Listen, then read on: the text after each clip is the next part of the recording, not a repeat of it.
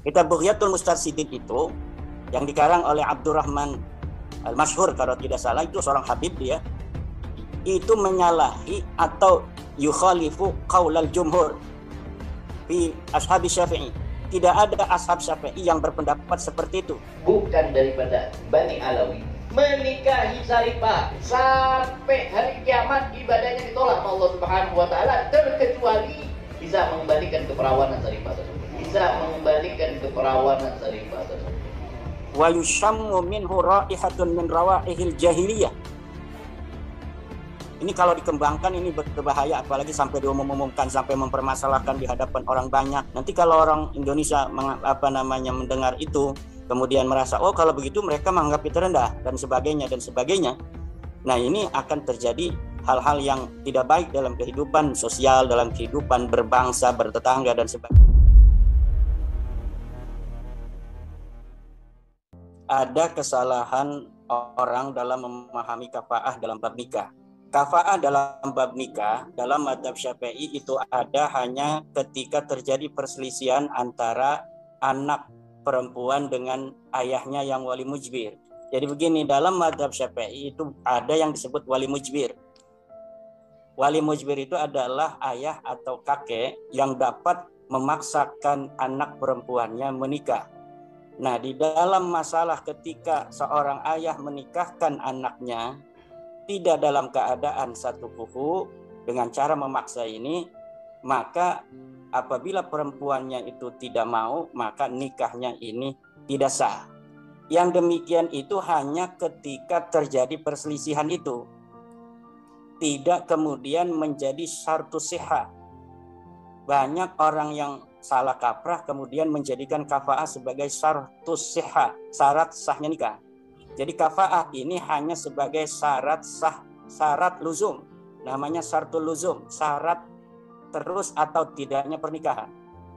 Jadi adanya pun hanya ketika seorang anak perempuan ini tidak menerima dengan calon suami atau suami yang telah dinikahkan oleh wali mujbirnya dalam keadaan tidak sekufu. Kufu di dalam mazhab Syafi'i itu ada dari agama, dari iffah, dari nasab, dari hirfah. Apabila perempuan ini misalnya seorang kaya raya, ayahnya kaya raya, kemudian dipaksakan secara ijbar, secara paksa oleh ayahnya, kemudian ayahnya ini ternyata menikahkannya bukan dengan orang kaya, maka anak ini boleh tidak mau karena tidak sekufu. Tapi kalau anaknya ini menerima, maka itu tidak menjadi soal. Atau nasab, misalnya anak perempuan ini anak raja, anak perempuan ini anak seorang raja, kemudian ayahnya dengan hak ijbarnya dia itu menikahkan putrinya ini tanpa sepengetahuan putrinya dengan rakyat jelata. Maka ini kemudian apabila anaknya tidak menerima, maka tidak sah pernikahannya karena dinikahkan secara ijbar dengan yang tidak satu kufu.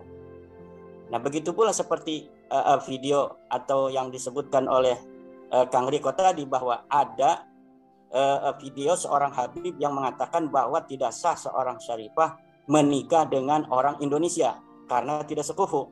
Nah, ini salah paham dalam memahami bab kafa'ah di dalam mazhab Syafi'i. Disangkanya kafa'ah ini adalah sebelum terjadinya pernikahan. Kafa'ah ini diatur di dalam mazhab Syafi'i hanya ketika sudah terjadinya pernikahan secara ijbar oleh wali mujbirnya, lalu kemudian anak perempuannya ini tidak bersedia karena tidak sekufu. Baik di dalam masalah agama, baik dalam masalah iffah, di dalam masalah nasab, dalam masalah hirfah, dan lain sebagainya. Kalau sekufu, walaupun anak perempuannya ini tidak mau, tetap sah. Karena seorang ayah mempunyai hak ijbar dalam mazhab Syafi'i. Nah, tidak sah itu hanya ketika anaknya ini tidaklah menerima karena laki-laki itu tidak sekufu. Baik di dalam masalah nasabnya, baik dalam masalah iffah dan tidak iffahnya, misalnya tidak suka sholat, berasal dari keluarga yang tidak ibadah, atau pekerjaannya rendah, atau nasabnya rendah dan sebagainya. Tapi apabila tidak ada penolakan, apalagi ayahnya sejak awal sudah menerima, kemudian si putrinya ini juga seorang yang sayyidah ini juga menerima, kemudian dikatakan tidak sah, ini tidak ada landasannya. Ini tidak ada landasan di dalam agama Islam, khususnya dalam mazhab Syafi'i. Contoh lagi dalam mazhab Hanafi. Kapankah mazhab Hanafi itu ada bab kafa'ah sangat signifikan dibahas, yaitu ketika seorang anak perempuan menikah dengan sendirinya tanpa kehadiran walinya, kemudian walinya tidak terima karena anak perempuannya ini menikah tanpa sekufu. Karena di dalam mazhab Abu Hanifah, anak perempuan yang rosyidah itu sudah boleh menikahkan dirinya dengan dihadiri oleh 2 orang saksi. Lalu setelah menikah dia izin, dia bilang kepada ayahnya, boleh, dalam mazhab Abu Hanifah. Nah, ketika setelah menikah anak perempuan ini mengatakan pada ayahnya ternyata mengetahui dia tidak sepupu, maka ayahnya boleh untuk tidak setuju, dan itu secara otomatis tidak sah itu menikahnya anak perempuannya itu, karena dia menikah tanpa kehadiran ayah dengan yang tidak sekufu. Apabila menikahnya dia dengan sekufu walaupun tidak dihadiri oleh ayahnya, menurut mazhab Abu Hanifah itu sah. Nah, ini hanya dalam mazhab dalam permasalahan ketika salah seorang antara wali atau anak perempuan yang tidak ridha dengan pernikahan yang sudah terjadi.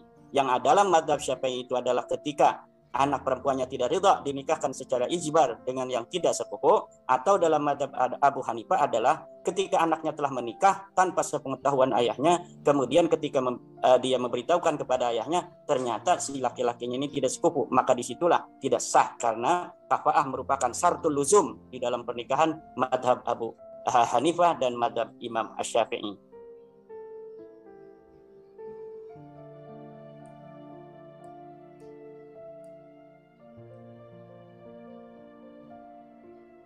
Kitab Bughyatul Mustarsyidin itu yang dikarang oleh Abdurrahman Al-Masyhur kalau tidak salah, itu seorang habib, dia itu menyalahi atau yukhalifu qaulal jumhur fi ashabi Syafi'i.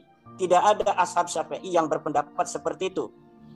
Maka walaupun di dalam pondok pesantren kitab Bughya itu salah satu yang juga merupakan referensi, tetapi bukan berarti itu semua yang ada di dalam kitab itu bisa untuk dipakai. Apabila pilihan-pilihan masalah dalam Bughya itu yukhaliful jumhur fi ashabi Syafi'i, maka itu bisa diabaikan, termasuk di dalam masalah bab kafa'ah yang disebutkan oleh Syekh Abdurrahman Al-Masyhur itu, bahwa seorang syarifah tidak sah menikah dengan seorang yang bukan syarif, yang bukan turunan Nabi, itu menyalahi jumhur ulama Syafi'i. Dan kaul itu bisa disebut dengan kaul syad, la yu'tamad wa la yuhtajju bih. Tidak bisa dijadikan hujjah. Kaul yang menyalahi jumhur ashab Syafi'i.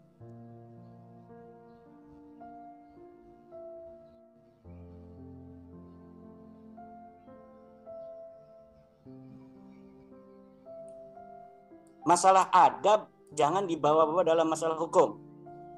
Beradab, kadang-kadang kita juga pernah mendengar ada orang-orang yang sudah menikah.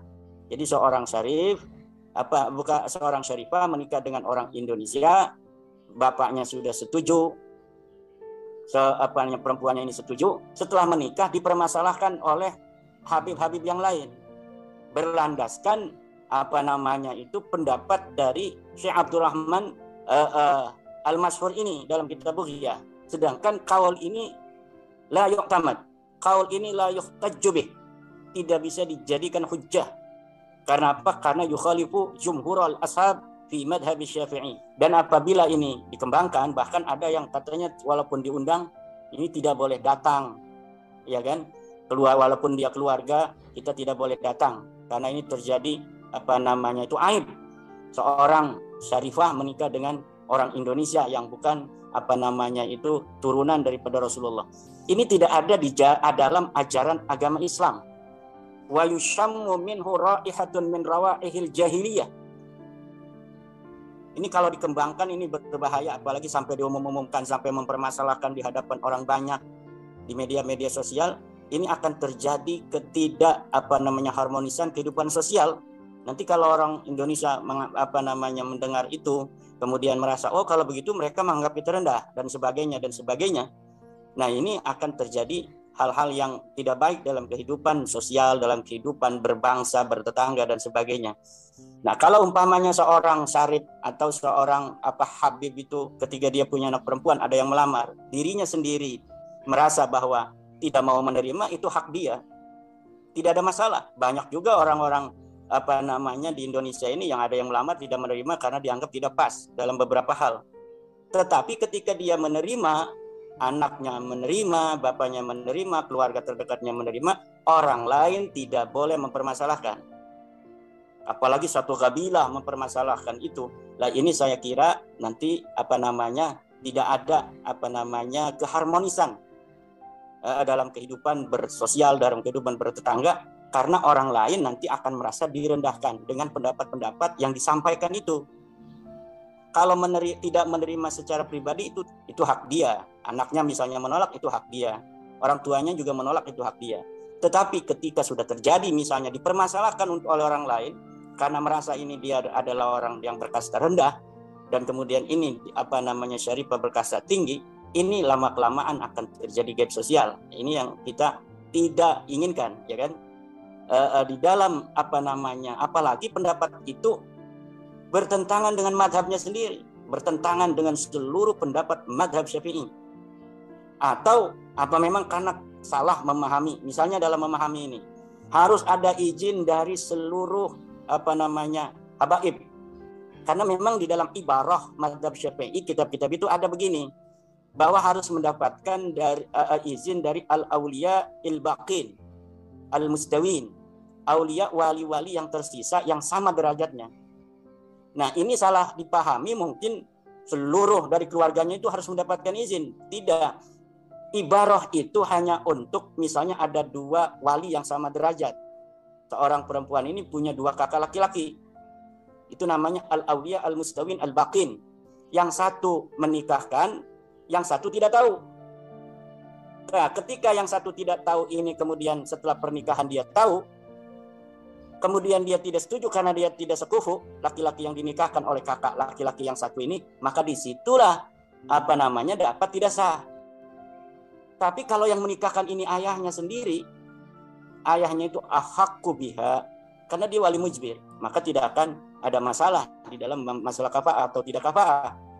Kecuali anak perempuannya itu menolak. Apabila anak perempuannya menolak karena laki-laki sekufu, baru ini tidak sah, karena kafa'ah dalam madhab Syafi'i adalah syaratul luzum, syarat terusnya pernikahan. Apabila anaknya diridha, enggak jadi soal. Tapi kalau anak perempuannya ini tidak ridha dengan ijbarnya dari ayahnya ini, maka anaknya ini dapat memutuskan luzumun nikah ini.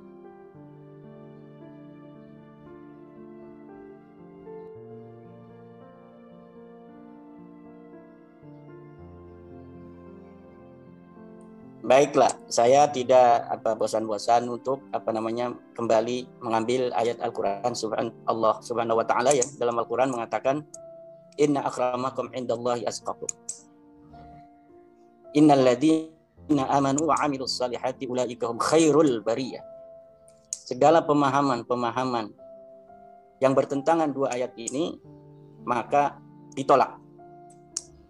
Apalagi yushamu minhu raihat min rawaihil jahiliyah.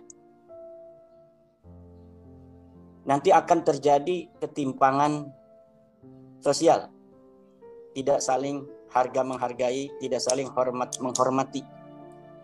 Akan terjadi ajaran yang tidak sesuai dengan ajaran Nabi, di mana seseorang sekelompok merasa lebih mulia dari kelompok lainnya karena darahnya. Sedangkan ini adalah tidak diajarkan oleh baginda Nabi besar Muhammad sallallahu alaihi wasallam. Lihat di dalam Al-Qur'an dari ayat pertama sampai ayat terakhir, adakah kemuliaan dilihat dari nasab? Tidak ada.